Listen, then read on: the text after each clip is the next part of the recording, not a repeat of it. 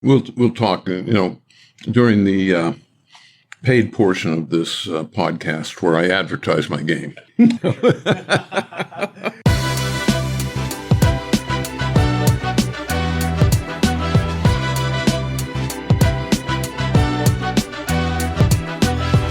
Welcome to Season 5, Episode 5 of Acquired, the podcast about great technology companies and the stories behind them.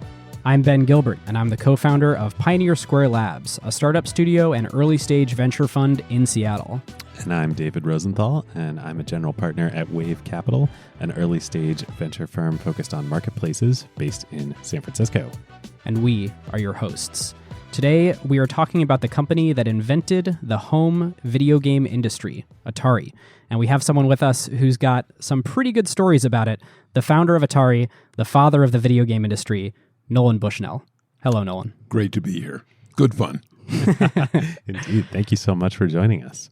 As some of our listeners know, Nolan has started a swath of other businesses, one of which, awesomely, is Chuck E. Cheese, which we will get much, much deeper into later this episode. We dug up some photos of young Ben last night. Yeah, Nolan, I should let you know, I'm going to turn my computer around right now. Chuck E. Cheese was, by far and away, my favorite place in the world growing up. And he was designed that way, Here's some pictures of my third birthday at Chuck E. Cheese. And there's me with my favorite toy, which is a Chucky doll. How fun. Now, Nolan, this is fun timing for us and for our listeners, since our last episode covered the early days of Sequoia Capital and Don Valentine's career, which you had a lot to do with. Well, Don was really maybe the best board member I've ever had. He was also the most frustrating and infuriating. He had this ability to ask me a question about my own company that I didn't know, but the minute he asked it, I knew I should have known then. and so I started to cram for board meetings saying, okay, Don's not going to catch me this time. And he always would. So I always believe that a proper, insightful question can be very instructive. Well, and that was, as we covered on our last episode, Don and the Socratic method, that was really the root of, what he pioneered at Sequoia. So. Yeah. Well, listeners, our last limited partner episode was a deep dive into marketplaces from an academic perspective. On this show, we often talk about the levers at play in marketplace businesses, and as you would suspect, there are experts who have spent their careers studying and categorizing things like take rate, search and discovery problem, and when to subsidize. One such expert is Ramesh Johari, a professor at Stanford and advisor to Wave, along with Uber, Airbnb, Stitch Fix, and many other great marketplace businesses. So if you want to listen and become an Acquired limited partner, you can get started with a 7-day free trial and listen right here in the podcast player of your choice by clicking the link in the show notes or going to glow.fm/acquired. All right, listeners. Now is a great time to talk about a new partner of ours here on Acquired, Legora, the agentic operating system that is redefining how the world's best legal teams work. Yep, it's sort of obvious that AI is going to completely change the legal industry. I bet most of you listening have dropped a contract into some sort of AI chatbot out there. Legora took that insight and asked the question, what if you really built something with that power from the ground up for the legal industry? So the founders did exactly what great founders do, operate with obsessive customer focus. They embedded inside a massive law firm for months. They sat with the lawyers just watching how the work really gets done. And that's how you get features that customers love, like tabular review, where you drop in a folder of hundreds of contracts and it pulls every key term into a grid a lawyer can actually work with. Legora's bet here is interesting. Since it lets each lawyer handle more complexity, any given person can increase the quality of their work and do higher value work. And this means that the pie can grow even as each individual task takes less time. And they recently launched Legora Agent, offering greater intelligence and performance. The agent lets lawyers set an objective. Then it can handle the planning and the execution and delivery of the final product. Legal teams get to maintain full control and transparency since they're still involved where judgment is required. And Legora works where you already work. You can use it within Microsoft Word while redlining or drafting. The early Legora numbers essentially speak for themselves. When they have a head-to-head pilot with their top competitor, they win 70% of the time. Legora now has over 100,000 lawyers on the platform from 1,200 legal teams in 50 countries. And crazily, they went from 1 million to 100 million in ARR in about 18 months.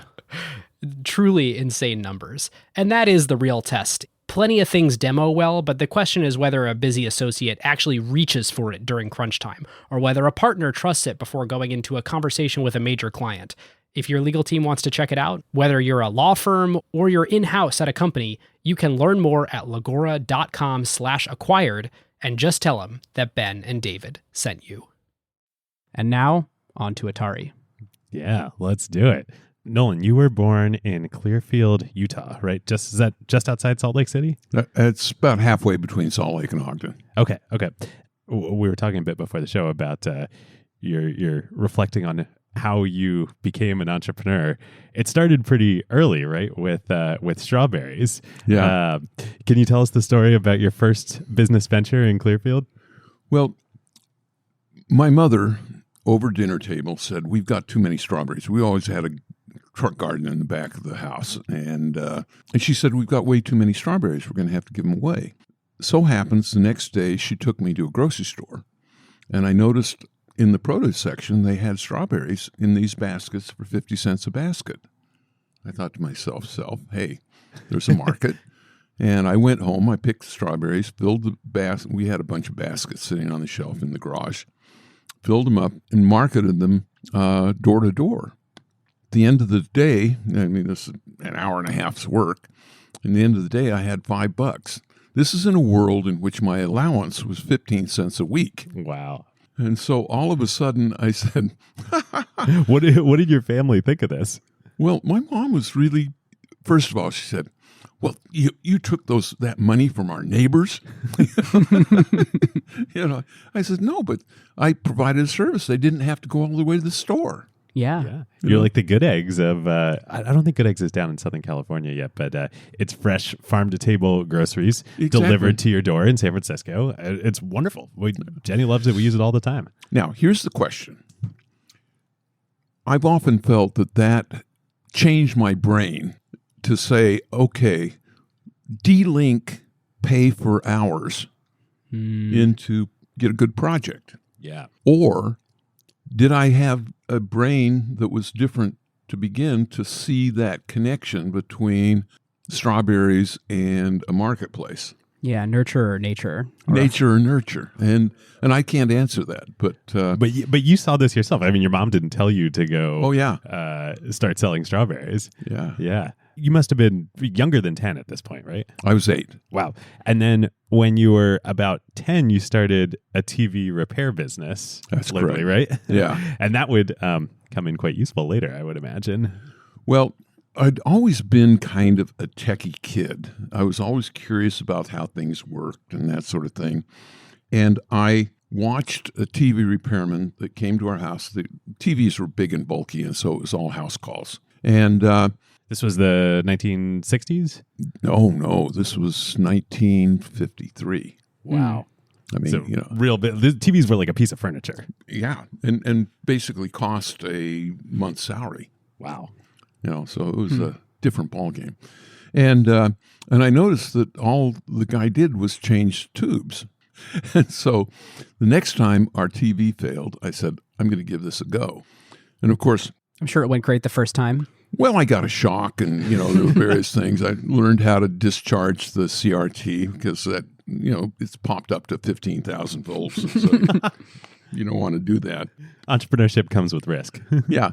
But, in those days, the schematic on the back panel, one tube was the vertical oscillator, another one was the first IF. And so all of a sudden I could tell which was. So if you had a lot of roll, that was the vertical oscillator. And if it was, and so just by looking at the screen, it was almost self-diagnostic. And so I fixed it. And in doing so, I'd found a wholesale supplier of tubes. These are all tubes. This is before semiconductors. I'm really old. This is before Fairchild. Yeah. Yeah. And so I said, hey, maybe there's a business here. And so I started marketing my skills. And at those days, a house call was $5. Wow. And so you I could spend all day selling strawberries, or you could do one house call for the same amount. No, but I didn't believe that they were going to let a 10-year-old kid get into the back of their thing for $5. So I decided to charge 50 cents for a house call. Oh, you undercut the market. I undercut the market a long way. And my theory was that I would monetize a different way through marking up the tubes. Mm. And that worked swimmingly. It's almost like a cartridge in a console business. Yeah. And then a couple of months in, I started getting a reputation. So I went up to $1 a house call and $2. So it was a thing of market entry price. You give a discount. And I made a lot of money just repairing TV sets around the So this is pretty awesome. So like you're 10 years old. You have your experience with TVs and the technology going into televisions at the time. Then your next job, I believe, you get exposure to the game world. Was your next adventure at Lagoon Amusement Park? Actually not. My TV repair business turned into a full appliance repair business, and I became part of Bartle Furniture Company. And, with that, I would go out, I'd repair washers and dryers and that sort of thing. And basically, Barlow would be able to charge a lot more, and I'd get half. Pretty good for a 10-year-old. Yeah, well, this was 10, 11, 12, 13, 14, 15, 16. I continued that until I went to college at 18. And you started at Utah State, right? Correct. Got it. I was living at the fraternity house, and I started doing gigs. Like, in those days, there was this thing, and I always had money because I saved. You've been an entrepreneur. I was an entrepreneur. In those days, there was what they called 25 for 20. And that means that a lot of the kids would get the check from their parents at the end of the month, and they'd be out of money by the 15th. And so I'd lend them $20, but they had to give me 25. It's early loan shark. 25 for 20. Yeah, what's the APR on 25 for 20? When did you need to collect it by? Oh, the 5th of the month. So they have 5 days then to. Yeah. Wow. That's awesome. I can see how you got into the carnival business, right? Oh, yeah. This is a natural fit. I'm a carny. So you have these at the time, quite lucrative, especially for a college student, businesses going on. Well, I was driving a MGA sports car, and then later on I traded in for a Mercedes 190 SL. So were you getting any funny looks from people that are like, how are you getting all that money to buy cars like that? Nobody really thought about it that much. They said, but then I did a really good one, and this was called the Campus Company. And the Campus Company was a student blotter that had a calendar of events in the center, and I'd sell advertising around the side and give it away free to the kids at the beginning of the quarter. Yep. And I'd sell $5,000 worth of advertising, and it cost me $500 to print it and give them away. The part that I didn't know is that once you did that, I'd do it for every quarter. Everybody would re-up, so I only had to sell a couple who would fall out. So it was like nothing. So I went from Utah State to the University of Utah to BYU to Weber State, and so all of a sudden I had all the colleges in the area, yeah, all the colleges in the area, 5,000 apiece. And since I was doing the sales, when I'd go to a menswear place, I'd say, you can pay me $150 or I'll take a suit. And, and I got a moped. I got all kinds of great stuff. Amazing. That's amazing. It's like the trading the paperclip for the house. Yeah. Yeah. Wow. So the reason I bring up Campus Company, because that was actually the driver for me to get the job at the amusement park. Okay. I was wondering why you needed the money to work at the amusement park. Well, it was a thing where I was putting myself through college at a relatively good lifestyle. I'll say. Let's put it this way. I am an disciplined person. That is, when it comes to short term, I'm somewhat undisciplined. That is, a summer night in Utah, going out with girls and things, you can spend a lot of money. And I decided that in order to remove harm's way, I'd get a fun job at the amusement park. It'd keep you off the streets. Get me off the streets. And and that's why I say I'm disciplined in terms of long-term strategy, but undisciplined when it comes to short-term. You have to remove temptation. Exactly. It violated kind of one of my rules, which all of a sudden I was working for a paycheck for trading time for dollars. Trading time for dollars. But then I discovered that in the games department, they paid commission when you did above that. And so all of a sudden, I could turn this $1.25 an hour job into a $2.50 an hour job, which was triple. For a full day. Yeah. You're making money that's worth it. Yeah. And then because of the commission thing. Is this skee ball? Skee ball, guess your weight, knock the milk bottles down, get the ball to stay in the basket. What'd you make the most money on? Like, what were people just like, they just couldn't keep themselves away from? A game called Tip 'em Over. And it was a softball, and it was a one throw. You always think that you can knock them over. Well, you kind of can, but it's really hard. Huh. But it's perfect for marketing strategy. Because the way the games worked is you were supposed to give away $1 for every $3 that you made. So you were to run your booth at a 33 1/3% merchandise percentage. The way the bottles worked, there were 2 heavies and 2 lights. And the 2 heavies were on the bottom and the 2 lights were on the top, unless you wanted to give an animal away. Then you'd put the heavies on the top and the lights on the bottom, and then a small breeze would knock them down. So we had a dance hall and a concert venue. Yeah. And so people would come down with dates to go see the Beach Boys or what have you. Uh-huh. The high school kids, they'd come in clusters. And there'd be the captain of the football team and the head cheerleader. And then there'd be, Nathan. Someone like us in high school. Yeah. Nathan, the water boy. Hey, I was captain of my high school football team. That's great. I was definitely not. I was at Chuck E. Cheese. So anyway, what I'd do was when it came time for Nathan, the water boy, to throw, I'd set a stack, and he'd win one for Marion the librarian, his state. Oh, we are so grateful for you. And it would turn the worldview of the head of the football team upside down. And so I could extract all the money he had because he wasn't going to let oh my goodness the head cheerleader to go without a stuffed animal. That's spectacular. That is amazing. It was diabolical.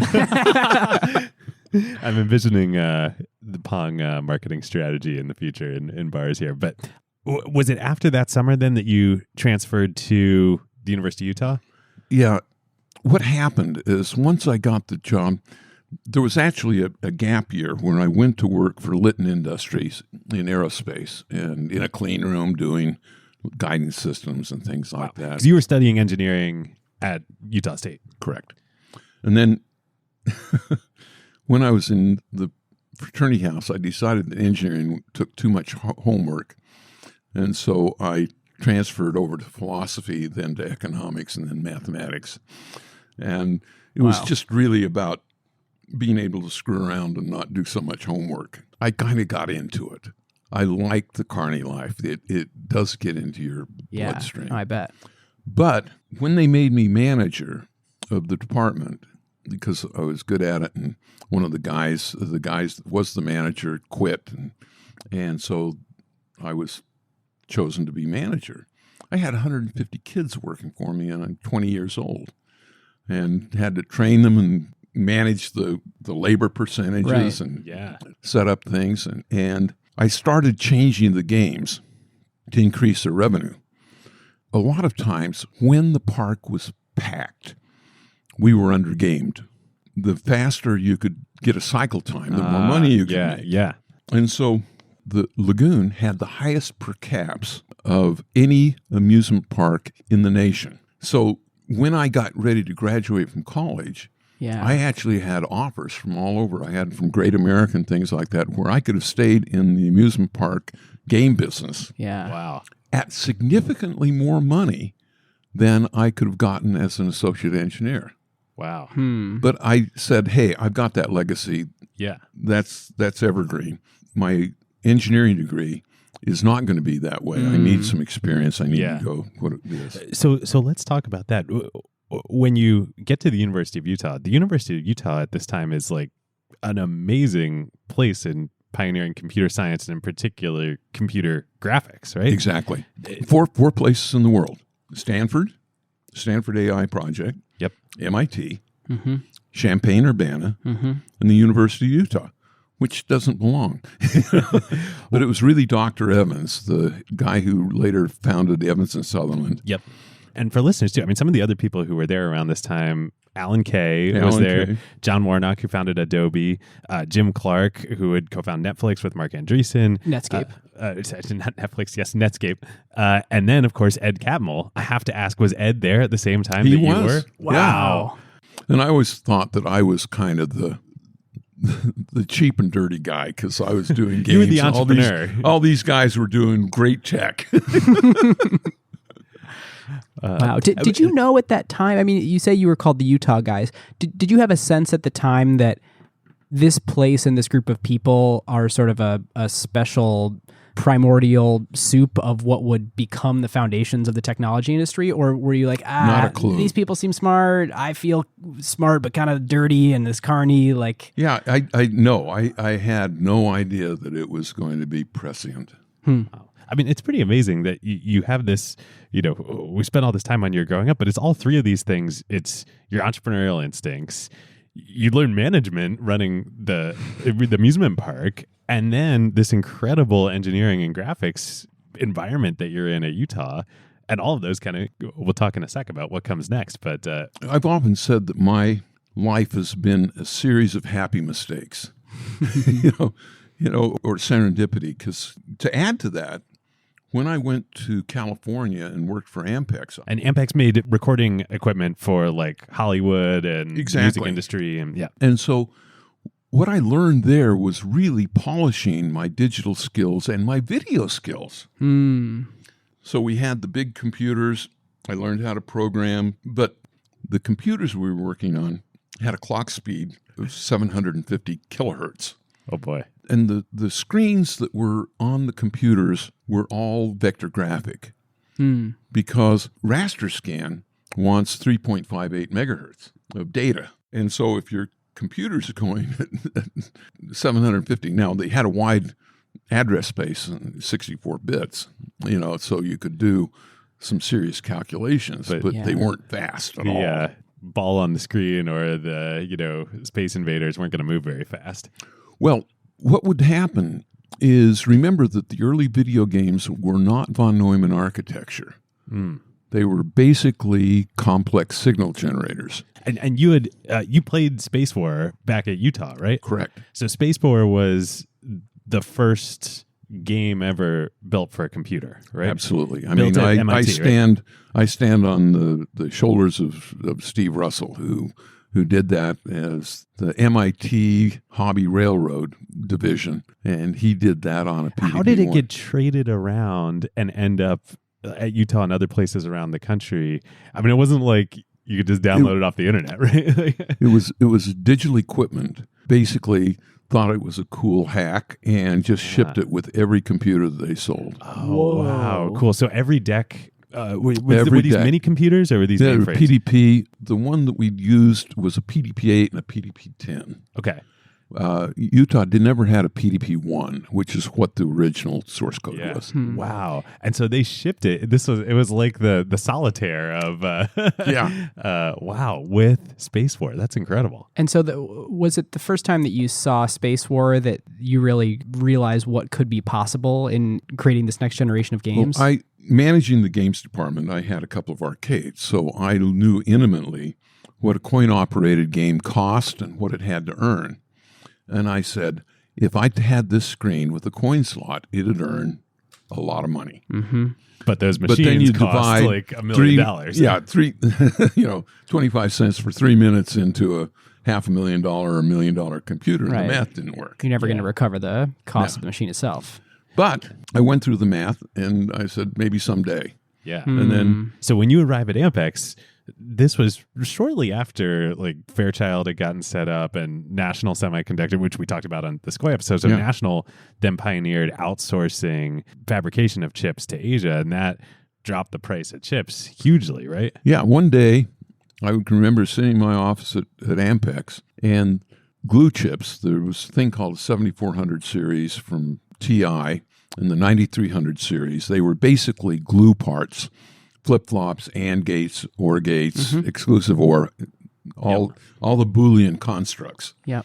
And they went from $2 a chip to 15 cents a chip. Whoa. Wow. And so it was that precipitous, 2 orders of magnitude. And I said, maybe now This is the math time. might work. Getting close. Yeah. Yeah. Huh. Coincidentally, that Wednesday night in the Bay Area, I became a Go player. Ooh. Yeah. And there was I knew we were going to get into Go in a minute. there was a Go being the game Go. yeah, the game Go. And there was a Buddhist church in San Francisco that had a 24/7 Go parlor. Oh, wow. Wow. And so I could just go up there and I would generally This is show like up. 1970? This was little earlier. 1968. Yeah. And so I would go up probably 8 o'clock on a Sunday morning. I'd play until 3 or 4. And every weekend, that was kind of my go-to. But I was living in Santa Clara, California at the time. And additionally, Stanford had a Go club that met every Wednesday evening. And so I'd attend that. And I got playing with a couple of the Go players there. And one of the guys was named Jim Stein, who was a graduate student working at the Stanford AI lab. And after we played Go one time, he says, "Hey, do you want to play Space War?" I said, "Holy shit, I haven't played it since I was in college. Yeah. Let's do that." And so we left the Stanford Go Club probably 10 o'clock. Yeah. And we went up to the AI lab and played Space War probably until 3 or 4. This is, My I'm wife sure was you've heard not this- amused. I'm sure you've heard this many times, but like when I was in college, Ben, I'm sure when you were in college, like this is what you do, like it'd be at night, like it'd be like get back from dinner at the dining hall and be like, Oh, well, yeah. all right, we're gonna play Mario Kart till 4 a.m, like Yeah, exactly. or we're gonna play Halo. Mine was or, Super like, Smash you Brothers, you yeah. were the first generation that was doing this. Yeah. And so that was, I said, those two situations, the drop in the chip price and my reacquaintance with Space War, were concomitantly the driver that said, let's do this now. For folks that know of Atari, they're probably imagining the 2600, or they're imagining, at the very least, something they're playing at their homes. That's not how it started. No, it started as a coin-operated game business. Well, it And- started as Scissor G, right? Correct. And You can't correct Nolan, David. no, it's I think correct. he knows how it started. Well, I'm just putting it wasn't Atari yet. And so the original plan was that we were going to be a studio and we would design games for manufacturers and get a royalty. That was the original plan. We got some things moving around on the screen. I went to the dentist and told him about my project. And he says, "Oh, you should call this guy," which was the head of marketing for Nutting Associates. I didn't even know they were in town. Wow. They were a coin-operated game game manufacturer. in Mountain View. Huh. And I went up and showed them the game, and they said, "Yeah, I think we'd be willing to license this." They said, "But we don't have a chief engineer now, and I don't think the one we had would understand this technology. Are you available?" And I said, "I don't know. I'm pretty expensive." Of course you did. So I sound like such a carny, don't I? This is great. Yeah. Well, also, this is like you were. I had in my notes we didn't cover. The people that were starting companies that we talked about on part 1 of the Sequoia episode at this time, like the Trader Estate, and these are hardcore scientist engineering types, Robert usually in their Moore, 40s. Usually in their None in their 40s. 20s. You were the first, I think, real like hacker type entrepreneur. I think so. Yeah, I've often said that I blazed the trail for both Gates and Jobs. Just proving that it could be done. Yeah, I mean, because they didn't look like Gordon Moore and Bob Noyce. It's kind of like the 5-minute mile problem, where people say, well, it can't be done, and then someone does it, and then suddenly there's this massive wave after them of people that are awoken to the world is accepting of young, brilliant 20-something CEOs, and boom, we have this wave of them. No question about it. Yeah. Oh, but I got to finish my. Yeah, please. So you had set up Scissor G Engineering, right? Yeah.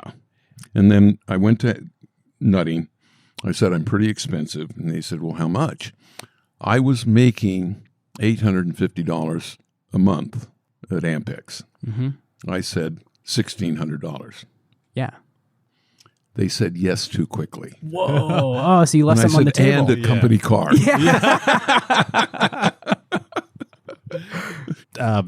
So how did that turn into what would become Atari then?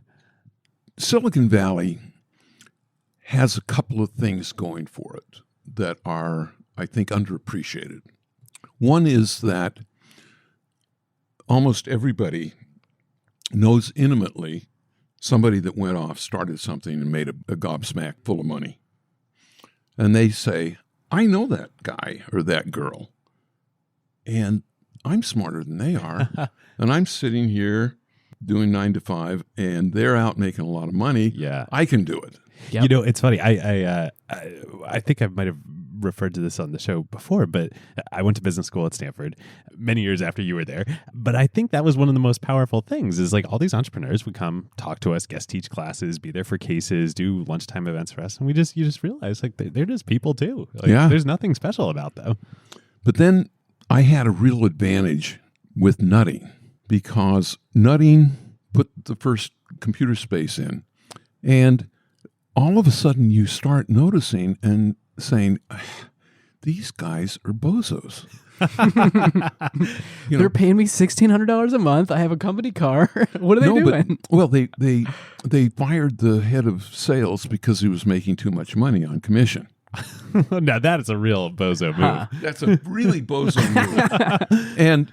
And so when it came time for the next game, I said, I really don't want to hang my star with these guys.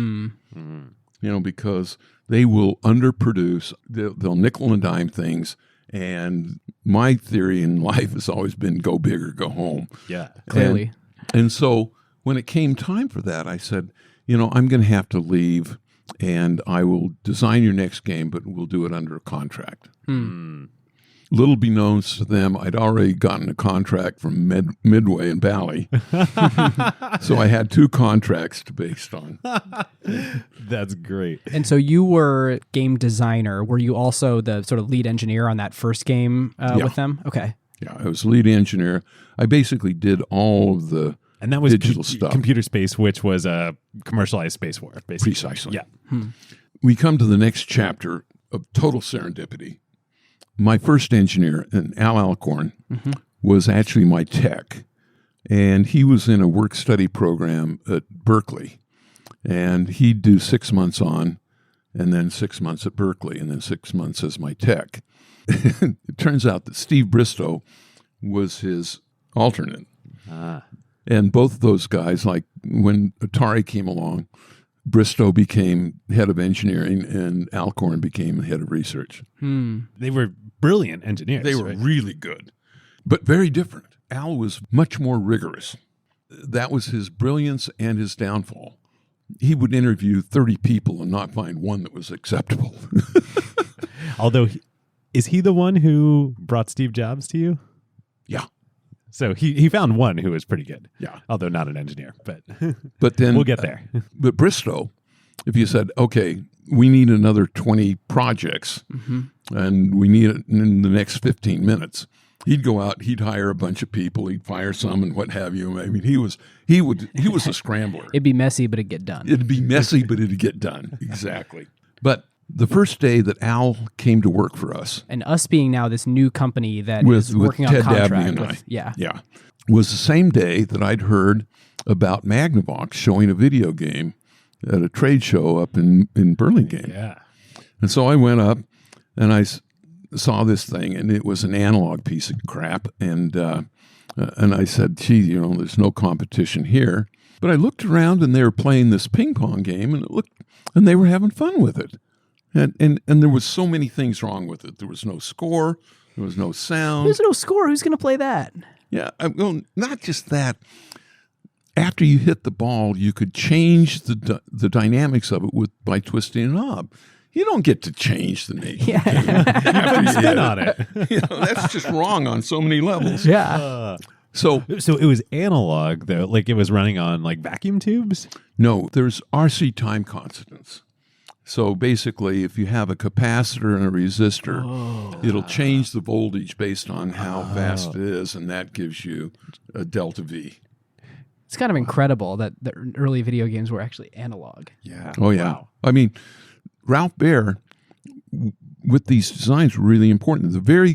In fact, the very first game that predated Steve Russell's at MIT was an analog game played on an oscilloscope at the Brookhaven National Labs with a guy named Willie Higginbotham. Huh. In terms of full history disclosure Wow. here. Always building on the shoulders of giants. Yeah. Okay, so you saw the Magnavox. You thought, thing's a piece of crap. Yeah, but I said, better. using our technology, maybe this would be a fun game. But more than that, I needed a test project for Al because computer space was really complex. And I thought, as a learning project, what you want to do is bite-size things down to get people to understand the tech. And so I described the game and I said, that's your first project. And no like design doc or spec. It was like, here's kind of how it's going to go. Yeah, this is a blackboard Yeah. before whiteboards had been invented. And I said, you got to get it done in a few weeks because I think I can sell it to General Electric. I might have told him I've got to deal with General Electric. I'm not sure. And I'll be damned if in 2 weeks he didn't have a working Pong machine. Wow. But it had some problems. For example, it had on the paddles angle, incidence, angle, reflection, Yeah. I read something that this was sort of Al's idea after what you sort of drew and described, that he thought, well, it would be way more fun if we cut the paddle up into 8 segments, and then each segment, depending on how far away from the middle it was, actually affected the sort of angle that it bounced off of the paddle. Now, that's very interesting because the way I remember it, I came up with that idea. But I'm willing to give it to Al. I don't care. Well, who came up with speeding the ball up as play went on? Again, I think I did, but I'm not going to opine to it. Which is another great mechanic because it means, number one, you don't really get bored of it because you can't just keep it going forever. Constantly ramping up the difficulty. And two, if you're collecting coin drop, then that's going to speed up those games and you're going to get more people flowing through. Precisely. So before we get into what happened with this prototype, the name of the company, can you tell us how it became Atari? Which, of course, is a term from Go. In those days, everything was snail mail. And so if you wanted to incorporate, the standard way to do it was to put 5 company names in case the first one wasn't available. Atari was actually number 3. Oh, wow. So was one Syzygy? One was Syzygy, which was owned by a candle company in Mendocino. And so this is with like the state of California? Yeah. And to this day, I don't remember what number 2 was. Wow. But then number 3 came back Atari. And what an amazing name, by the way. I mean, starts with A, which is great. It's funny. When we first got it back, we weren't sure we liked it. And Atari is like the equivalent of checkmate in Go. Correct. Yeah, check is probably a good thing. Close enough. So you didn't like it at first, or you weren't sure? Weren't sure. Yeah. Which is really funny because, I really believe that, like Shakespeare says, a rose by any other name. Yeah. Over and over again, I've named a company that has not sounded right. 2 weeks in, it's the best name in the world. Yep. It's like how Phil Knight hated both calling the Nike swoosh the swoosh and the swoosh itself, and now it's the one of the top 5 most valuable brands in the world. Yeah, exactly. Well, and this comes together with Pong, right? Because the amazing Atari logo, which we'll link to in the show notes if you don't have it etched into your memory as a child, is wonderful, and it's forms great, the A and the Pong paddles and the How did you come up with the logo? How'd that come to be? That was done by George Opperman, who was a brilliant graphic designer. And I said, we need a good bug for the company. He came up with 10, and I said, that one. Wow. And I mean, truly today, one of the most iconic brands ever created. Really? T-shirts everywhere and hats. Yeah. I mean, you can't go a week without seeing the Atari somewhere in your life. It's pretty, and it's optimistic. It's kind of, upward driving.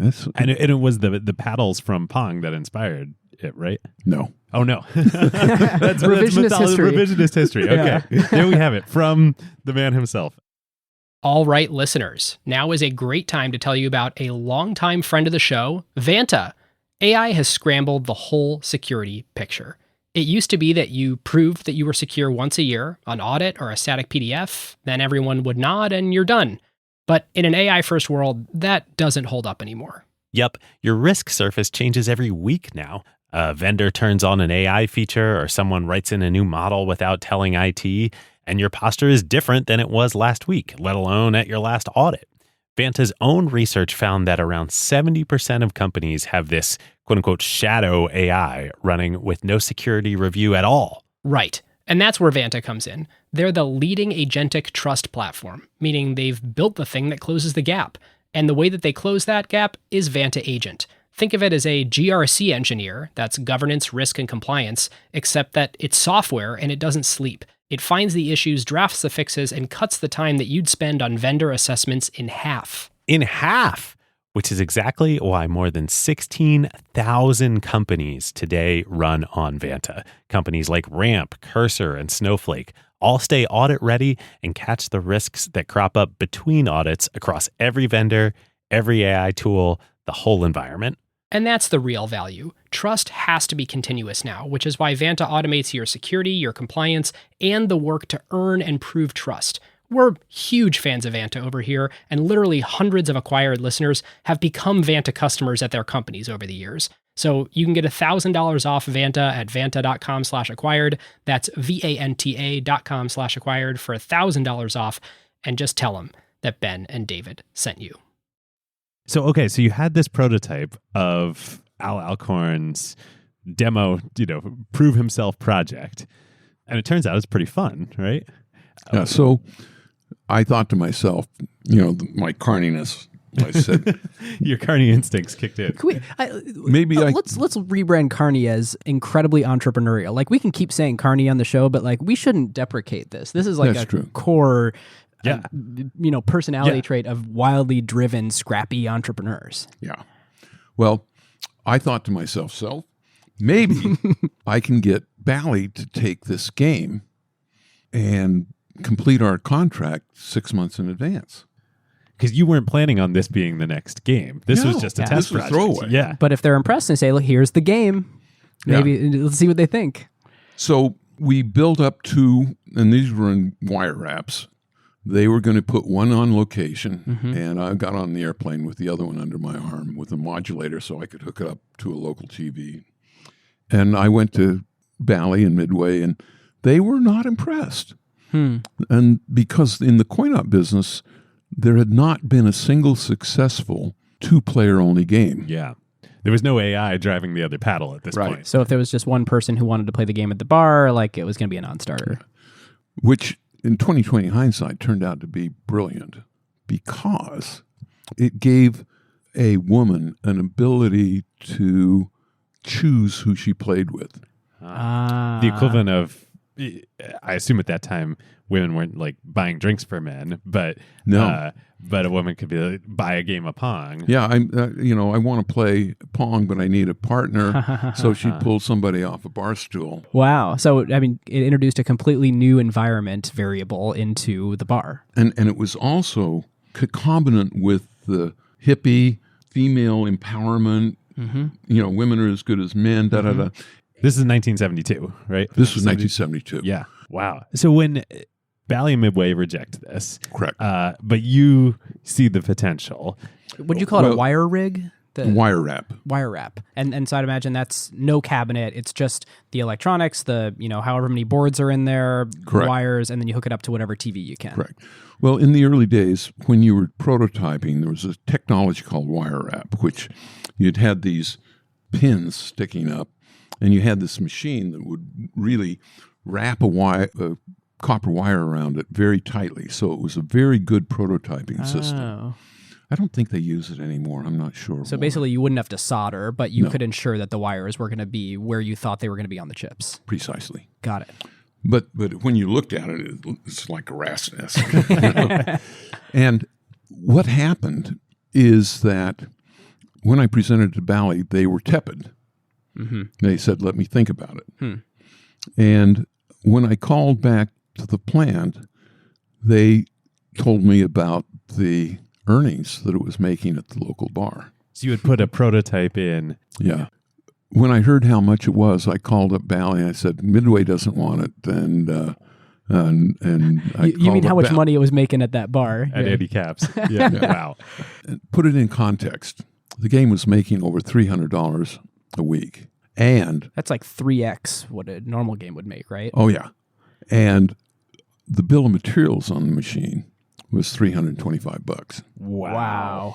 So I said to myself, there's a business here. There's a 6-day payback on this, assuming you get to keep. Is it 50-50 with the bar? How does the revenue split work? 50-50 in those days. Okay, 2 weeks you're making your money back. You're making your money back. So now, but did you charge the bars up front? Did they have to pay for part of the machine up front, or was it just a revenue split? You got to put it there, and then got to put it there. And I said to myself, hey, if I can't sell these things, I can operate them and be okay. Yeah. So I took all the money that we had in the bank, and it was enough to build like a dozen of them.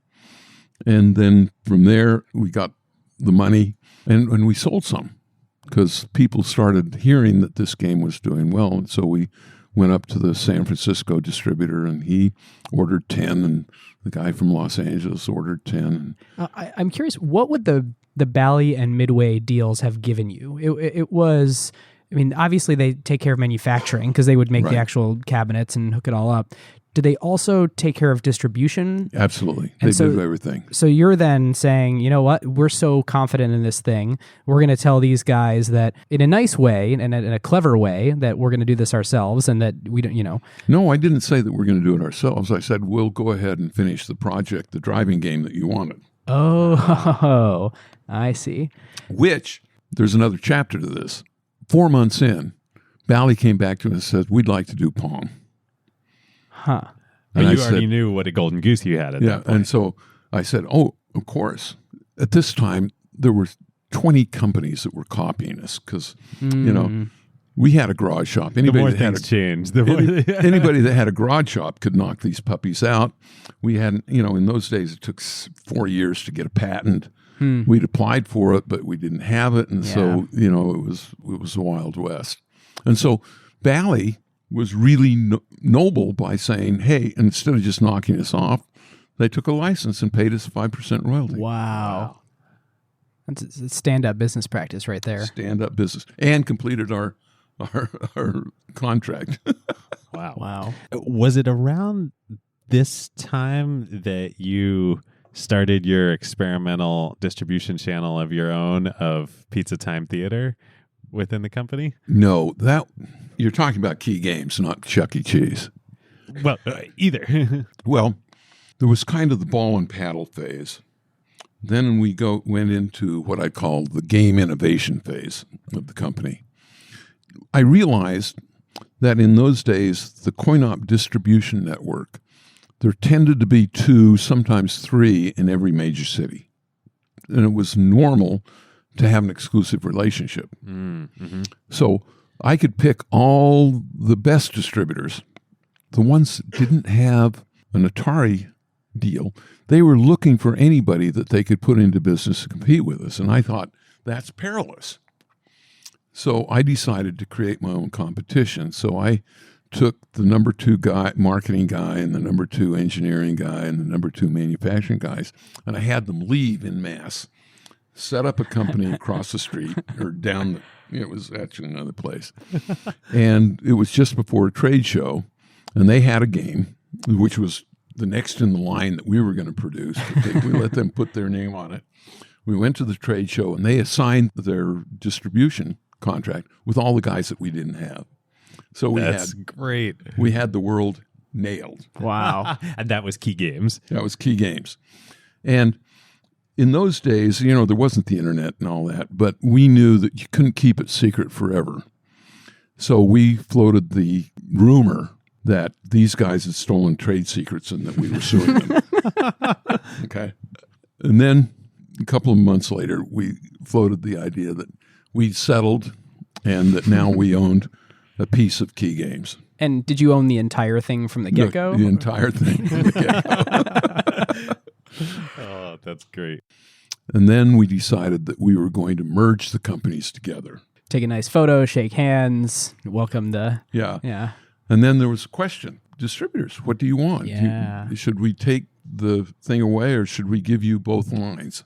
And at that time... So you changed the business practices in the industry because they didn't want to give this up, right? Yeah. So now we gave both lines to both distributors. Wow. So you didn't have to have exclusivity with a distributor anymore. Bingo.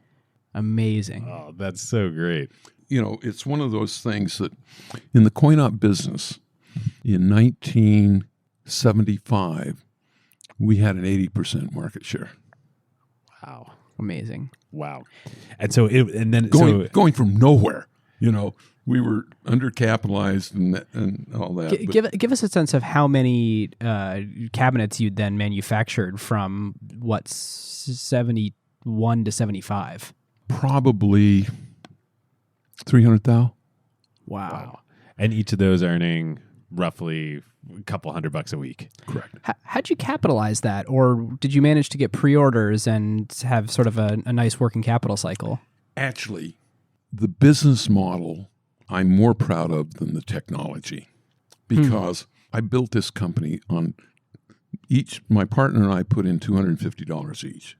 That's the only capital that went into the company until Don Valentine in 1975. 75, yeah. And so what we did, I figured out just-in-time inventory. So all the cost was in the cabinet, the TV set, the coin mech, and the power transformer. The glue parts for the computer and all that, it was a lot of numbers, but not a lot of actual value. Chip, yeah. So we could actually, from the time a cabinet came on the floor, we'd have the TV set and all the other pieces come in all at the same time. Mm-hmm. And so we were turning inventory 28 times a year. Oh, wow. That's like Amazon levels. Exactly. So we were able to essentially sell a product and have 60 days to pay for the because you had terms from your suppliers. So the company operated in positive cash flow. Wow. And what were the payment terms when you would deliver one of the units to... 30 days. Okay. But we'd give a 10% discount for 5 days. But then we found this factoring company that would buy our receivables. And so I'd get immediate cash. Wow. So you grew to millions of dollars a year on no capital. No capital. Wow. Had you spoken with Don Valentine or any other investors and to Venture foreshadow... capital hadn't really been invented yet. Yeah. Well, Don invented it in a lot of ways. And from what I read, the sentiment around the time sort of associated CoinDrop with mafia activity and gambling. Like people didn't want to be involved in investing in this sort of mob-controlled or mob perception industry. Correct. Yeah. Well, it was true.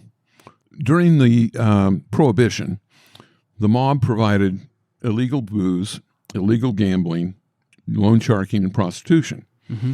When Prohibition was repealed, they still had their the trochea. And then the games modified. In the speakeasies, they had roulette and slot machines and the whole 9 yards. But when all of a sudden the speakeasy emerged from underground, they could easily identify the slot machines. And so they started disguising them as pinball machines, but they were payout machines. They were gray area. Oh. So that's why pinball had such a negative stigma. Exactly. Not because of pinball, but because a lot of them were actually slot machines. They were disguised slot machines. They were Wow. The proto venture capital industry that we talked to, the Arthur Rocks and the folks that were the Tommy Davises, like they weren't gonna. Yeah, I'm sure. Did you even talk to them? I didn't know. I hadn't heard of venture capital. It was just. Wow. So how did you? I was just young and dumb. How did you and Don intersect then? He came to visit me. He found me. I didn't find him. And at that point in time, we were in 6 buildings, and we were up about $30 million in sales. And This is like 74, early 75, somewhere in there. And so we were kind of getting to be big shits in the valley. Yeah. Wow. And he had just set up Sequoia Capital, taken it independent from Capital Group. Now you get this. He says, "Can I see your business plan?" Oh, listeners, I wish you could see the face Nolan just made. Business plan. We had no business plan. I'd been running this thing by the seat of my pants. He says, "Well, I'll set you up with a guy that can write your business plan for you because I need it for an investment because I like your business." So I spent a few hours a day for several days with this guy named Don Yost, who wrote the business plan for Atari, the very first one we ever had. Wow. And when you're already doing $30 million in sales. Yeah, I know. Wild. Different world. And when Don first approached you, was it called Sequoia Capital at that point yet? Yes. Okay. So he had fully spun out from Capital Group. Correct. And how did a deal get done? What did he offer? Or did you? How did you broach the conversation between the two of you of accepting capital to a business that had never had capital before? Well, to get the right patina on this, we had the summer of discontent. And I told you how we operated in positive cash flow. Mm-hmm. That's all fine and good until you fill up your production line with products that you can't sell because there's a part that's missing. What happened there? We almost went out of business. Because Don may or may not have withheld the part. No. There was a chip that we needed to get, and it was on backlog for 3 months. And so 1 month in, we were way behind on our payments. We got sued, and 3 months in, all of a sudden, we didn't defend ourselves because we owed the money. And so we had these judgments against us. And so there were sheriffs on the front door, coming to collect assets. Wow. What they really want to do is collect from your bank account. Right. They didn't want your chairs and tables and stuff. And so what we did is we opened up bank accounts all over the nation. And so we would just go every week. We'd use a different checking account to pay our people. Wow. Oh my goodness. Wow. Because you're trying to keep the doors open. You're trying to stay in business. You think this will get resolved, and you want to keep your great people around. Well, you have a great business too, yeah. Right? So was it in this really tumultuous time when you did the deal with Don then? Really close. Yeah. We were damaged. And I did a reorganization with all my creditors. And basically I said, if you want 100 cents on the dollar, you got to give me 6 months. If you want 50 cents on the dollar, I'll pay you in 2 months. If you want cash right now, I'll give you 10 cents on the dollar. Mm-hmm. And then I said, and if you sue me, get another video game again. You'll never get an order from me again in our life. And then to get the line going again, I went to Jerry Sanders from AMD, and I said, we've just been cut off because of credit hold. I said, but I laid out what the opportunity was, and I said, I need a $50,000 credit line for your parts. And if you give that to me, you'll be my preferred vendor from now on. Wow. Who were you using for chips before? Were you using Fairchild? Fairchild, okay. And TI. And they were just jerks. And Jerry said, okay. Wow. It probably was worth $50 million to AMD to be the prime supplier for Atari. Yeah. Pretty good okay. Very good okay. So And then we've been good friends since. Good guy. Oh, that's great.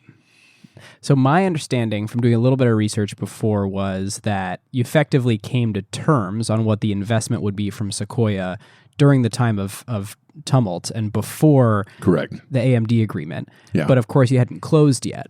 And Hadn't closed. You know, you're maybe a month or a few more months goes by, and you're getting ready to close the deal. And we'd gotten much healthier. All the things that we'd done, we'd fixed up things that we were shipping, and all of a sudden we weren't under stress again. And so it became time to close. And that night I said to Joe, the president, I said, I can't do this. This is not the right deal. Don had champagne iced up in his trunk, and he came out, and I said, sorry, the price isn't right. And I said, this is the condition when I agreed to this. This is the condition now. The price is double. Double.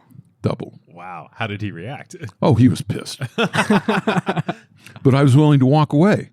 Right, because you didn't need the capital anymore. I didn't need the capital anymore. 2 days later, he came back and he said, okay. Wow. What a story for the first investment. Well, it was my relationship with Don was always a little bit love-hate. I could see that. And because you don't dick with Don Valentine that way. Oh man. Well, I've heard then that board meetings could take place in hot tubs. Can you describe the Atari culture at this point? We talked about you as the first hacker archetype as a CEO, or I don't know if you called yourself a CEO, president, founder. I was at that CEO. point. Okay. What was the company like, and how is it different than other companies? I think to understand that clearly, you need to understand what was going on at the time. And we all had our hippie costumes that we'd dress up in our bell bottoms and our tie-dye shirts and go up to San Francisco and be posers. Because you guys were engineers. And we were engineers, but, sometimes it was kind of fun Totally. to go up there. And so there was this ethic, the summer of love and all that, and, don't trust anyone over 30 and, smash the state and all that. But what really was, it was an idea that you treat everyone fairly, not based on history, not based on legacy, not based on, who you were and what you came, but what your soul was, what your capabilities were. And so we actually created this company manifesto or constitution. And so we encapsulated equal pay for equal work, very first one in Silicon Valley. So we felt, and we had some amazing women that worked for us that were just loved the whole idea that we had this manifesto. Speaking of the culture and the time, I mean, this must have been right around the time when this guy shows up at your office, right? Yeah, Jobs. Yeah. Unkempt, dirty. He just walked in one day. And said he's not going to leave until he got a job. And what was it this like, I mean, you guys have become pretty big in the Valley. You were well known at this point. Was it like, this is Steve Jobs, of course. Did he want to work at Atari because he'd heard about Atari and heard about the culture? And yeah, absolutely. And he liked the idea that we were doing something that wasn't bombs, wasn't military, and by being in the game business, we actually had a real advantage because a lot of the businesses had some military outlook. And so if you were a foreign national, a lot of times you couldn't work for those companies. Oh. So we had our pick of the crop in terms of, the Brits at the time had just wonderful engineers, and Germans and what have you from all over the world. Wow. Yeah, and you had that unique recruiting advantage. Yeah. Well, not to mention, you're in the Bay Area. Vietnam had probably just ended at this point. But yeah, pretty much. I'm sure there are a lot of people in the Bay Area at this moment in history who were none too keen to be working for companies that were selling to militaries. Yeah. All right, listeners. Now is a great time to thank our longtime friend of the show, ServiceNow. If you are running a large enterprise, AI agents are likely spread across every team, and deploying them is no longer the hard part. Yeah. The hard part is knowing what permissions they have, what employees are using them for, or what decisions AI is making. AI security for an enterprise at scale is not a small concern. Like, the risks are real. Exactly. And the challenge with AI is governing it, securing it, measuring it, and making sure that it actually delivers value. That is why ServiceNow built the AI Control Tower. Yep. AI Control Tower gives enterprises a single place to see, manage, govern, and optimize AI across the entire business. And it works with any AI, not just theirs.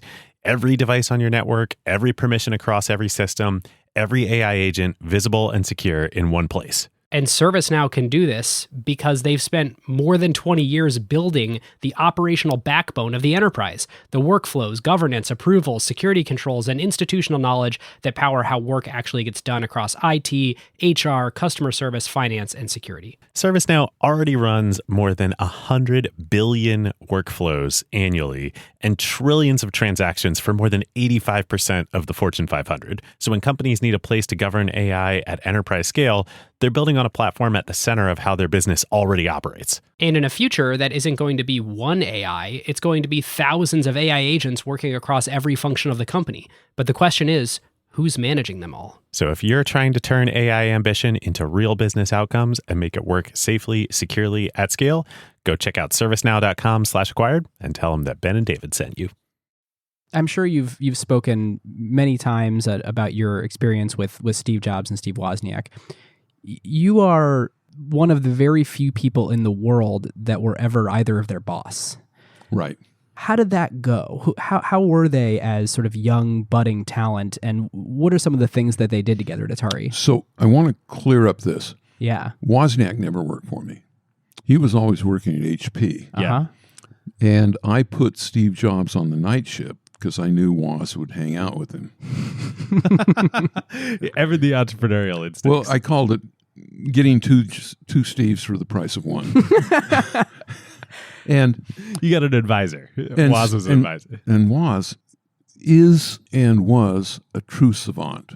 I think actually Woz doesn't get enough credit for the success of Apple because he could design discrete logic chips. I mean, he did the Apple II as a design construct was brilliant.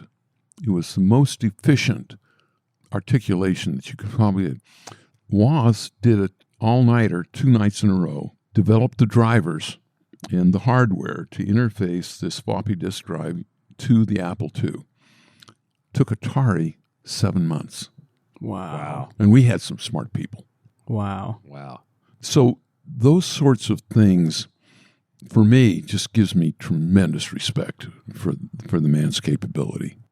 We had a deal where the engineers at Atari could bid on the projects. We'd give them a game list, and since we'd give a little bit of royalty to the engineers, they only wanted to work on ones that they liked. And I came up with this game called Breakout, and nobody wanted it. Quiet success out in the world, Breakout. Well, the perception was that ball and paddle games were over. Ah. And this was a ball and paddle game, but with a twist. What year was that? 74.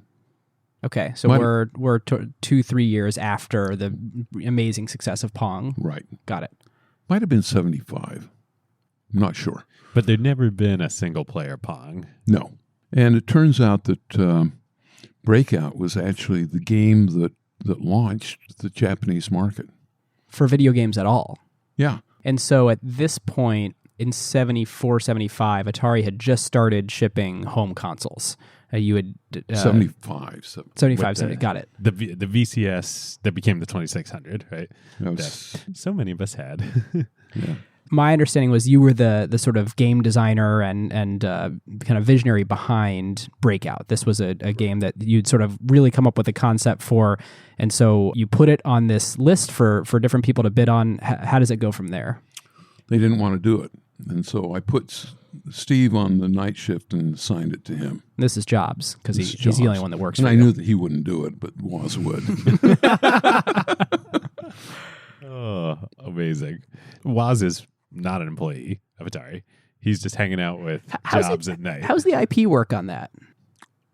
It was a They different were era. employees. Who knew? Yeah.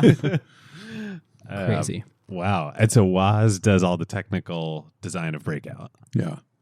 Now, I did a deal where they got a bonus based on how few chips they could use.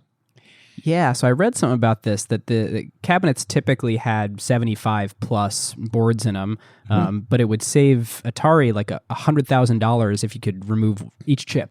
Yeah. And that's absolutely true. And so the Woz's design was like 40 chips. I mean, it was unheard of. Whoa. But it had sort of feedback systems that made it really hard to test. And so once the game was done and everybody could see that it was fun, they did a rehack. But I paid the bonus based on the number of chips that came back, which was $5,000. And that was a lot of money in those days. Yeah. Subsequently, Woz was over to the house and we were talking about Breakout and what have you. And I said, "What did you do with your half of the money?" He says, "Oh, I went out to dinner."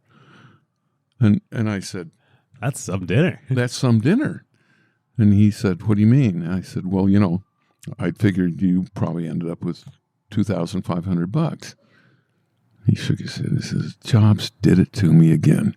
Oh, Jobs told him it was $500 and he got $250. wow.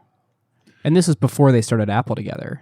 Oh, no, this is after. This is Okay. a long time after. Uh, And Woz said, "I really don't care." He said, "Because of Jobs, I've made a lot of money, much more than I ever thought I would at that." And I said, and he must have had a better need for it than I did. wow. Wow. What a feeling guy. Yeah. Did Jobs come and tell you that he was going to leave Atari and go start Apple? Yeah. Like how did that happen? Well, he asked me to be his first investor, $50,000 for a third of Apple. And I just said no, which I've kind of regretted.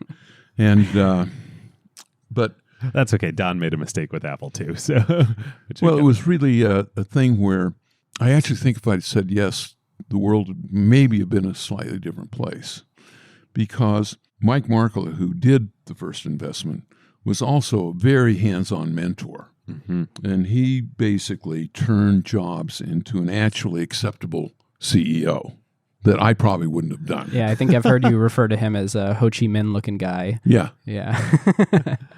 Wow. And remember, Markkula was the first president of Apple. Of Apple. Yeah, Markkula had worked for Don Valentine, right? Correct.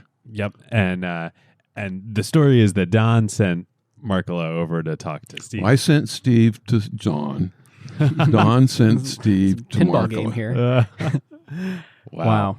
David, can you just catch us up on the timeline moving through the mid 70s, sort of what happens in 75, 76, Yeah. and let's get to what the next financing would look like for Atari as a company. So Sequoia and Don invested in 75. Right. Then in 76, you end up selling the company. How did that happen? We were far down the design path of the 2600. We knew that we had to, one, build a new factory, two, that it was going to be a highly driven by fourth quarter sales. And we just knew that we didn't have enough capital. And so we started down the path of taking Atari public. And we had an S1 drafted up and everything and then the market kind of did a hiccup. And we said, maybe not. So we went down. So we said, okay, we'll see if we can get a corporate partner. When we started down that path, Don says, hey, why don't you go talk to Warner people? And the Warner people came out and said, that's kind of interesting and what have you. And maybe what we can do is we can do a structure where we buy it and you guys make all the money and do all this stuff. And it was, we were young and dumb. I had a lot of hay coming out of my shirt, what have you. And so they send the Warner corporate jet to pick us up at the San Jose airport, and we climb on board. And of course, just to really do starstruck, they stopped in Sun Valley and picked up Clint Eastwood and Sandra Locke What? On the jet? on the jet. Wow. And so we're flying to New York on the Warner jet with Clint and his girlfriend. And Wow. That didn't come up in any of the research. oh, really? No. No, yeah. Well, and then we get picked up at the airport in a limo, drops us off at the Waldorf Astoria side entrance.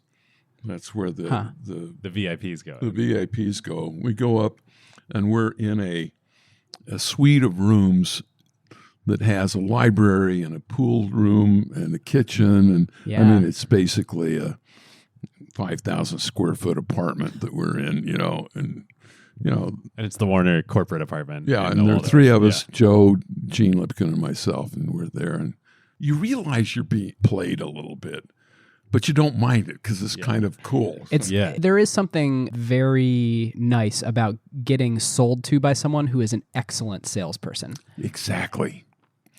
So the next morning we meet for breakfast and go into Warner's conference room, and we start talking about deals and deal structures and what have you. And can you give us a sense for the size of Atari's business at this point, revenue or profit or anything you can recall? Probably close to 40 million, 45 In revenue? in revenue. But this is all in the arcade business, right? And you're about to enter. No, we were doing home pong. Oh, okay. You're doing home pong, but not the 2600 yet. Got it. I didn't realize actually that you had marketed home single game consoles. There were two big dials, right? That you could sort of grab and each player would twist them to move the pedal. Yeah. So anyway, we'd gotten to a few sticking points, what have you, hadn't quite shaken hands. We were invited over to Steve Ross's for dinner. He has a Fifth Avenue apartment on the top three floors. And of course, there was a screening of Outlaw Josie Wales Oh, yeah. for wow. Clint and Sandra and Wow. us. Amazing. Wow. Talk about being sold to. Yeah, exactly. Kind of like this life. So at the end of the day, we kind of shook hands on a proposed deal. Wow. And so that, if I read correctly, was a $28 million all-cash offer to the shareholders of Atari.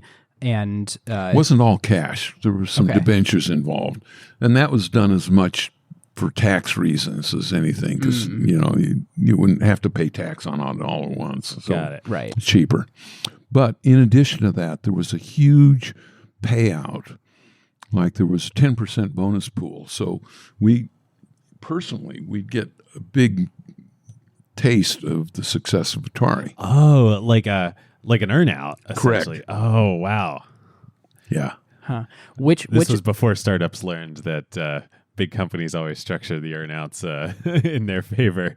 Oh, yeah. Do they ever? Oh, you wrote the playbook in so many ways. which of those ended up being more meaningful for you, the bonus pools or the actual one-time transaction? That's actually hard to say because what I ended up doing is I hypothecated the bonus pool to get additional capital for Chuck E. Cheese. Ah. So this is an excellent lead into, okay, a few of us who had looked into this before knew that you are also the founder of Chuck E. Cheese, which when the first time you learned that, your mind's blown and you got Tweety Bird spinning around your head. The thing that I didn't know until really diving in is you started Chuck E. Cheese as a part of Atari and then bought it from Warner's to spin it back out. Correct. Take us through that. Okay. The idea before Warner was there is I felt we were selling these coin-operated games for $2,000, and in their life they'd do $30,000 to $50,000 in coin drop. It didn't take rocket science to say I'm on the wrong side of this transaction, but I didn't want to compete with the operators that were putting them in bars and restaurants, and I didn't want to compete for locations for arcades and malls and what have you. So I said I'm going to have to create my own location. Mm-hmm. And so I said, okay, if I'm going to be building a big arcade, what's my best draw? And I said, well, we've got to have food. And what the food needs to be is pizza because there's a wait time, ideal time for that. Then the most successful ideal time to go play the games while you're waiting for the pizza. Yeah. The most successful pizza parlor in the Bay Area was a thing called Pizza and Pipes, where they had a deconstructed Wurlitzer theater organ all over the place. And so there'd be an organist, and you'd see the drums going, and they put lights on the various things so that it was kind of a show. Yeah. And I thought to myself, okay, I've seen this before. I can do something like this. It turns out that I was going to take my daughters to Disneyland. I was trying to get some ideas about what I could do that wasn't a Wurlitzer theater organ, but had the same marketing. And we went to the Tiki Room, and I said, oh, my engineers can do this, and we can replicate it till the cows come home. Yeah. And so that became the working prototype for Chuck E. Cheese, and in terms of concept. And we literally opened the first one 3 weeks after we closed the Warner deal. Wow. Was it in San Jose? It was in San Jose. It was in an old brokerage house. It was 5,000 square feet, and the day we opened, we knew it was too small. The typical pizza parlor was 500 square feet, maybe 1,000, and this was 5,000, and yet it was way too small. Wow. And did the first one have, my memories of Chuck E. Cheese are the whole elaborate system with the tickets and the prizes and all the animatronics, the show every half hour. Was that all there in the beginning? Most of it. I always felt that the right way to market it was we would survey the cost of a large pizza. We'd then up that by 15% and then give tokens that if valued at 25 cents would look like we were 15 to 20% cheaper.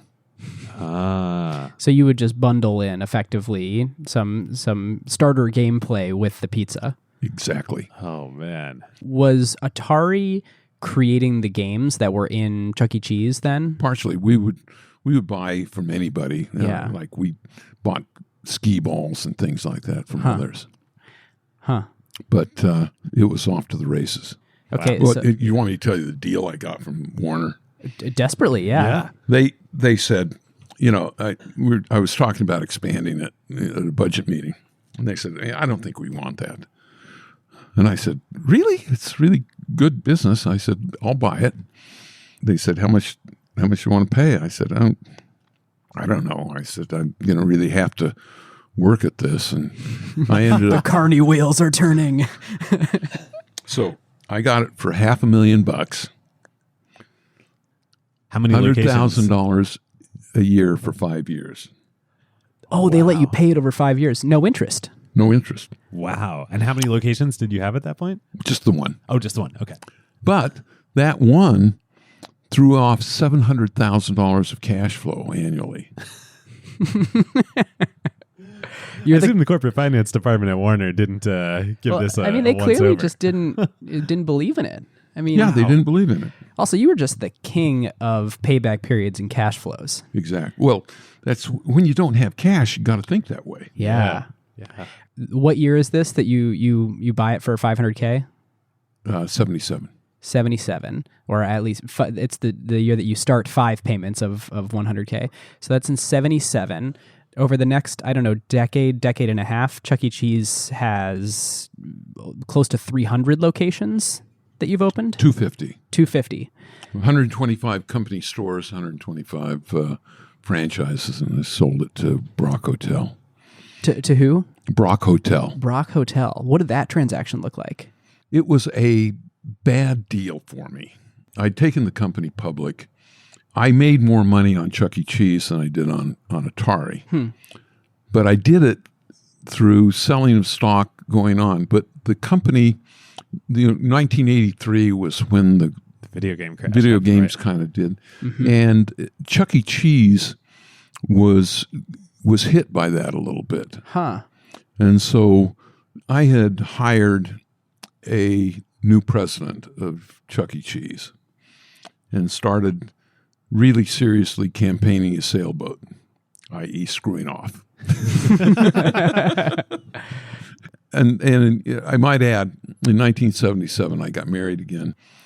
And, once I had sold the company to Atari, it took a little bit of the fire out of my belly. So sold Atari to Warner. Yeah. Yeah. And so I got married. I was spending a lot of time wooing and wedding my bride, and then we'd hang out and, it was, got the big house and did a remodel and, all the stuff you do when you have a lot of cash. And when I was campaigning the sailboat, I won the Transpac, Newport to Hawaii, in 1983. It's a big sailboat race. You're talking to someone who doesn't. I'm not a big. Yeah, this is like a very well known sailboat race. Very well known. It's basically longer running the America's Cup. Huh. Wow. But it's considered to be not quite America's Cup because it's mostly downhill. What is it? The wind is always at your back or something? Yeah, exactly. Okay. Yeah. So you want a boat that is very flat bottomed, that can get up and surf. You fly spinnakers all day long, but it doesn't point upwind at all. And the America's Cup, you have to be an all-around boat. I see. And instead of what they call Transpac competitors are called sleds. That's great. But anyway, I won it in 1983. Congratulations. And the minute I hit land, I get this call, we're going to miss our projections and lose money in the third quarter. Oh, wow. And you're a public company at this point. And we're a public company. What happens is when you lose money, I had a couple of, lines of credit out there, and that violates covenants, and it just starts to create a shitstorm. And so to get out of that, I ended up selling. Wow. Not for a lot of money, but it's okay. There was another company. I mean, you've started so many companies in the years since and continue to, but there was one more company we want to talk about before we move on to acquisition category here that came out of Chuck E. Cheese that you ended up selling to George Lucas. Can you tell us a little bit about that? Yeah, I had a project called Cadabroscope. And what I wanted to do is create computer-aided animation. And I felt that doing tweens and things like that the technology was good enough. And we created some pretty good software, but the computers were so crappy in those days. I mean, it was taking 48 hours to render a complete frame. I mean, and half the time the computer had bombed before it finished. So, if you got one frame a week, you were really rocking. And this was with a VAX 780, which was the go-fast scientific computer at the time. And these frames are 640 by 480 or less? No, they were 640 by 480. Yeah. One a week. Wow. And there's not a business Imagine there. Toy Story in one frame a week. Well, I'll imagine it in like 2065. Yeah. So I ended up selling my software to George Lucas when Chucky got into trouble. I was scrambling for cash. And so in some ways I like to joke and say I founded Pixar, technically. But George Lucas took it and did it. And while at Cadabroscope, Which was the name of the technology that you I showed Steve Jobs. He came over and he was very fascinated with it. And I told him about some of the problems we were having, And so he came to me when he was offered Pixar. And I said... From George Lucas. Yeah. And I said, the big key is render time. If you can solve the render time problem, it's a good deal. And what I hadn't realized is he'd figured out how to do a render farm. So where you basically atomize the problem and get a whole bunch of different computers to work on it. That was the first render farm that ever existed. Wow. Anyway. That's so cool. There's fun acquired history too, because Pixar was our first episode. I think we dove into the research and, we were excited to find out that Steve Jobs' Pixar came from George Lucas at Lucasfilm, and what a cool story that was. Yeah. And here we are 100 episodes later deeper. getting the, even deeper origin story. It's just really cool. Yeah. Wow. Super cool.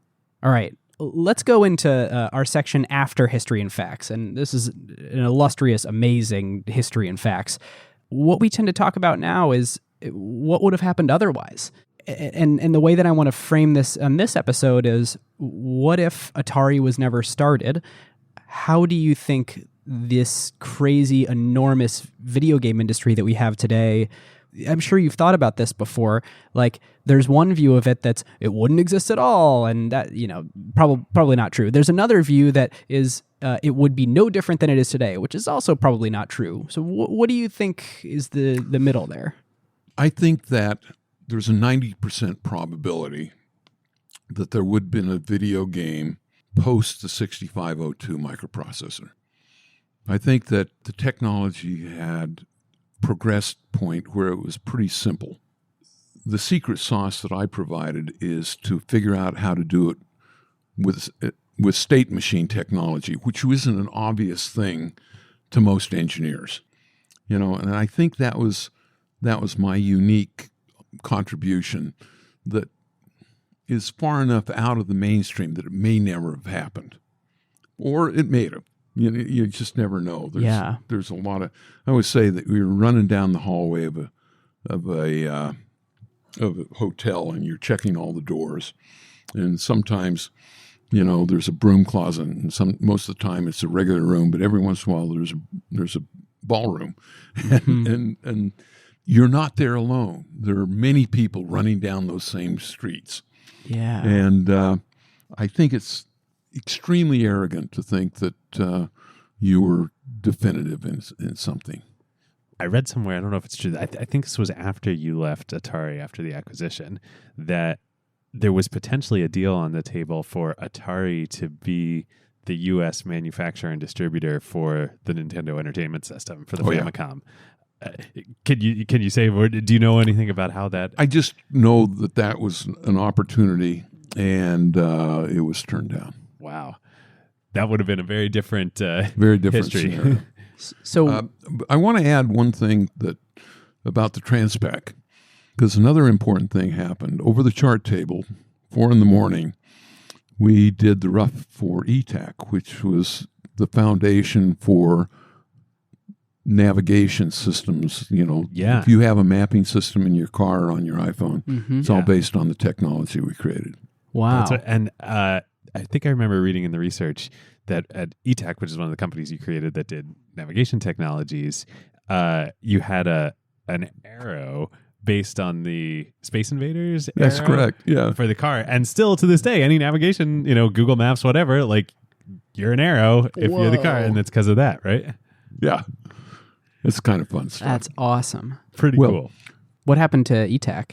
Sold it to News Corp, who sold it to Sony, who sold it to Teleatlas or Navtech? Teleatlas. Yeah. Wow.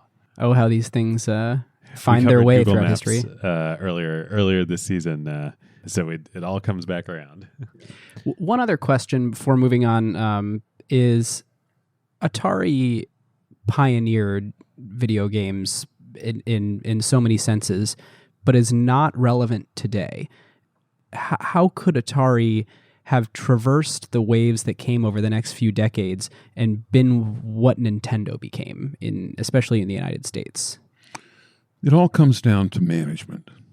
The company never had a strong sense of self. In fact, I think Atari is maybe the only company in the world in which the market leader abandoned its market. Can you imagine that? But it did, and the sale to Jack Tramiel, it was just a total cluster. This is Warner sold it off? Yeah. Huh. They just didn't have a feeling for it. I mean, the executives they put into Atari were all record guys. They didn't realize they were record player guys as well. And so they were... Well, they were an East Coast company. I mean, like we covered on our last episode, it was just like Fairchild, like an East Coast corporation running a West Coast technology firm in that day and age. It just didn't work. Yeah. It just didn't work. And they and Ray Kassar totally screwed up the corporate culture. Like we went from not allowing executives to have reserved parking spots because I felt that, hey, having the workers pass an empty slot with, vice president was just an us versus them trope. Totally. And I said, I want us to be as egalitarian as possible. And yeah, I'm going to make a little bit more money, but I've got more responsibility and Yeah. But we all are in the same cafeteria. We're all hanging out together.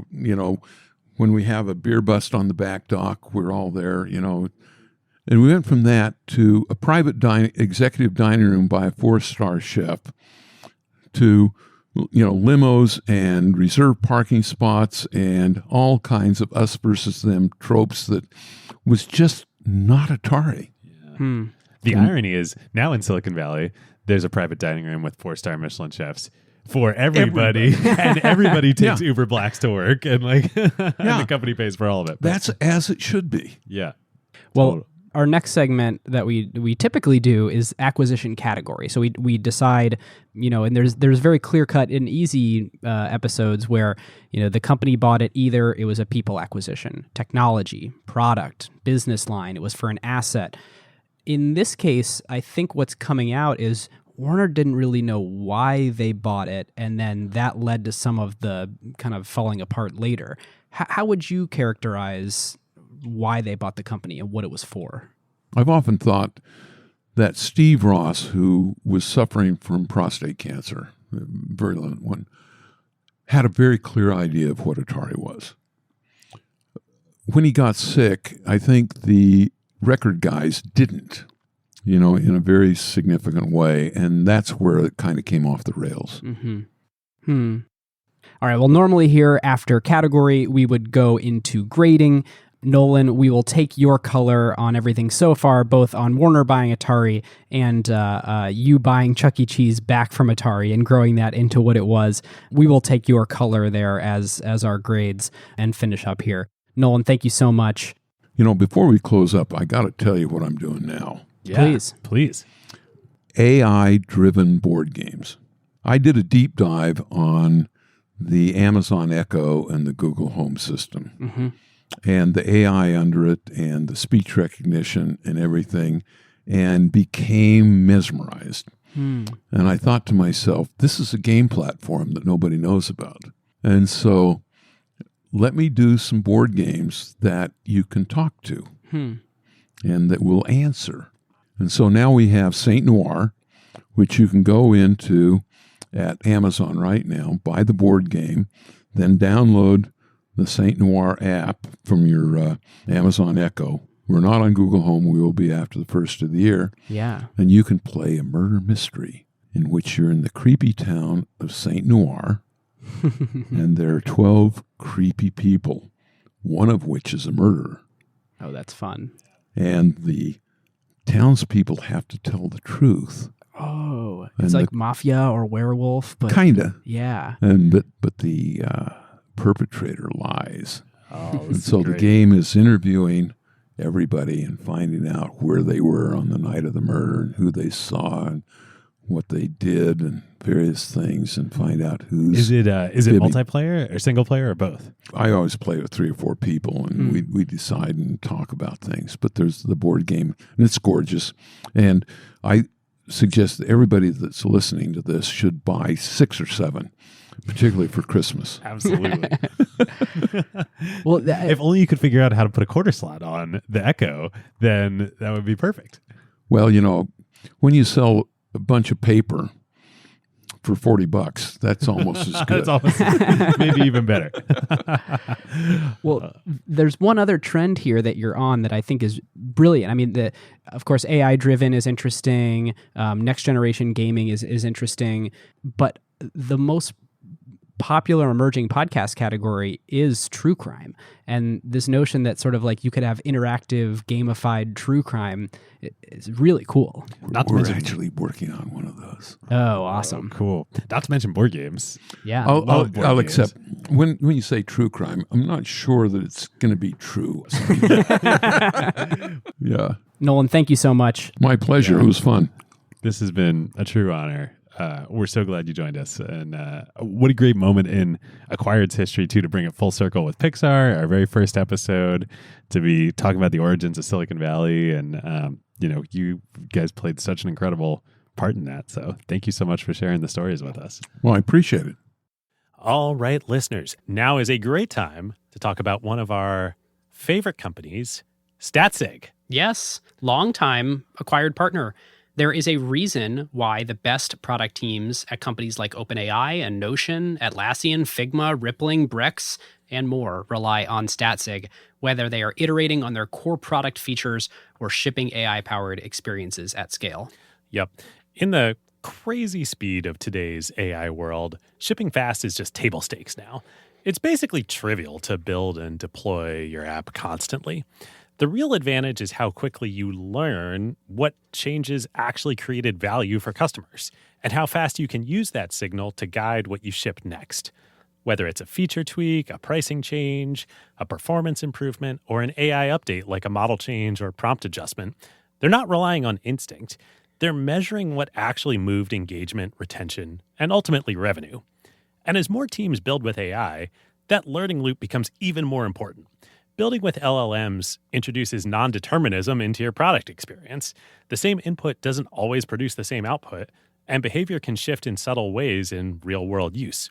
So doing offline evals will give you part of the picture, but you can really only understand the impact once your product is live with real users, and then you can measure how their behavior actually changes. It's very different than the way that you would ship features in a pre-AI world where you knew exactly what the software was going to do in production. Yeah, exactly. So this is where Statsig comes in. It brings experimentation, feature flags, and product analytics into one unified system so teams can ship safely, test rigorously, and directly link what they changed to how users actually behaved. The result is a tighter feedback loop and learning that compounds over time, so you don't just ship more, you ship better. So if you want to make learning your competitive advantage, whether you're building new AI experiences or just evolving your existing core product, go to statsig.com/acquired to get started.